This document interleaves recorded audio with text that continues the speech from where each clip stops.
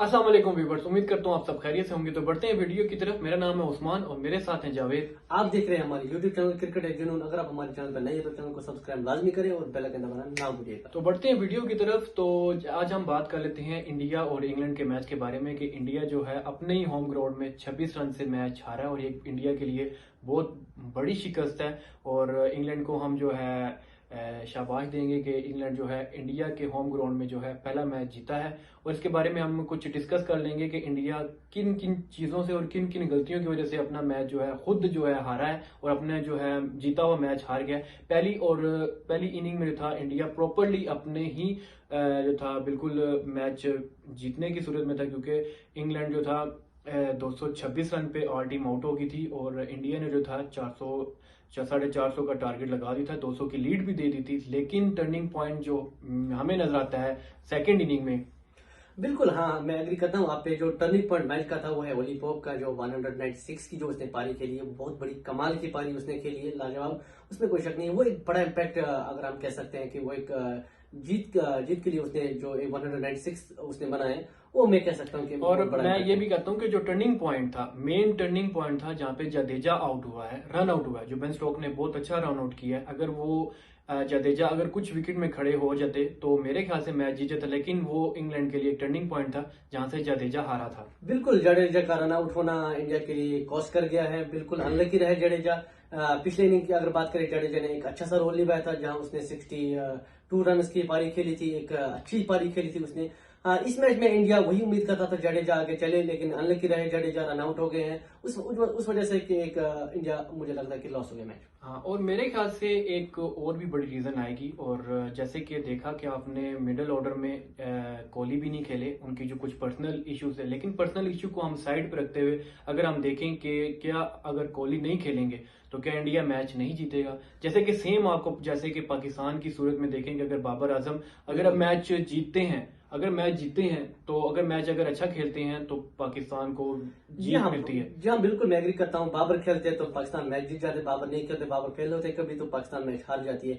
यही है, same issue है। सेम इशू अगर हम कह सकते हैं, इंडिया का मिडिल ऑर्डर जो है, जैसे कि हम आज बात करेंगे, श्रेयस अय्यर बिल्कुल फ्लॉप हुए हैं। केएल राहुल की अगर हम बात करें, थोड़ी सी देर वो टिके हैं, 22 रन बना के उसने अपनी विकेट गंवाई है। क्योंकि मैं कह सकता हूँ कि एक बड़ा फैक्ट है, कोहली का होना बहुत जरूरी है मैच के लिए, इंडिया टेस्ट के लिए। एक छोटा सा फैक्ट नहीं है, ये बहुत बड़ा फैक्ट है कि अभी तक जो है ऐसा पाकिस्तान में भी और इंडिया में भी जो है, इंडिया के शुरू के जो आपने देखा कि लास्ट 5 ईयर्स में जो है ओपनर्स अच्छा खेलते हैं, जो कि मिडिल ऑर्डर्स और टेलेंडर्स की जो है बारी नहीं आती, जिस वजह से उनको पता ही नहीं चल सकता कि हमने बेसिकली टीम कौन सी खिलानी है। जी हाँ, मैं एग्री करता हूँ। कोहली एक बहुत बड़ा प्लेयर है, उसमें कोई शक नहीं है। वो एक बहुत बड़ा बैट्समैन है, उसमें कोई शक नहीं है। इम्पैक्ट तो पड़ता है, इम्पैक्ट होना तो बनता है, क्योंकि वो बहुत बड़ा बैट्समैन है। तो पर्सनल रीजन की वजह से वो ये मैच ना खेले, लेकिन इंडिया को एक अपने मिडिल ऑर्डर पे उनको काम करना चाहिए था। ठीक है, बीपीएल की जो कि बांग्लादेश प्रीमियर लीग हो रही है, इसमें बाबर आजम के ऊपर जो है रिसेंटली जो मैच हुआ उस पर बाबर आजम के ऊपर बहुत तनकीद की गई है कि बाबर आजम ने जो है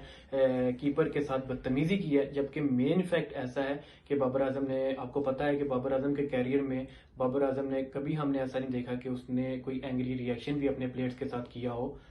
तो जी हाँ, बिल्कुल। इरफान शकूर जो अपोजिट टीम के विकेट कीपर थे, उसने बहुत इरिटेट किया था बाबर आजम को, जो कि बार बार बोल रहा था कि next one Babar, next one Babar. उससे पहले नूरुल हसन की विकेट, जो रंगपुर राइडर्स की जो कैप्टन थे नूरुल हसन, उसकी विकेट जब हो गई थी, तो जो इरफान शकूर थे विकेट कीपर, उसने बार बार यही कहना शुरू किया था कि next one Babar, next one Babar. जिसकी वजह से बाबर मजबूर हो गए कि अंपायर की तरफ गए वो, और उसने उसको बताया कि विकेट कीपर बहुत बदतमीजी कर रहा है, कि उसकी वजह से हमें दिखे कि थोड़ा बाबर आजम एंग्री हुए हैं।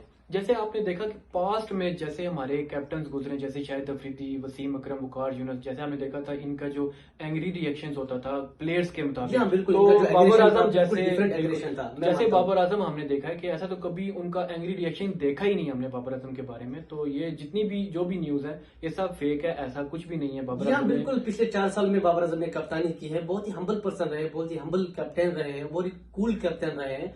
जहां तक मुझे लगता है कि उसने किसी के साथ आज तक कोई बदतमीजी नहीं की है। तो बिल्कुल इरफान शकूर की ये जो गलती की वजह से थोड़े से बाबर आजम हमें गुस्से में नजर आए। हम बिल्कुल बाबर आजम को भी हम नई गलत बोलेंगे और ना ही हम जो कीपर था उनके जो वर्ड्स है वो भी हम गलत नहीं बोलेंगे, लेकिन जो के न्यूज चलाई जा रही है वो बिल्कुल फेक है कि बाबर आजम ने जो है एंग्री रिएक्शन दिया है और गुस्सा किया उसके ऊपर। ऐसा जी हाँ, बिल्कुल भी बिल्कुल नहीं। कोई गाली गलौज नहीं दी है, ना बाबर आजम ने दी है, ना उस विकेट कीपर ने दी है जिसका नाम इरफान शकूर है।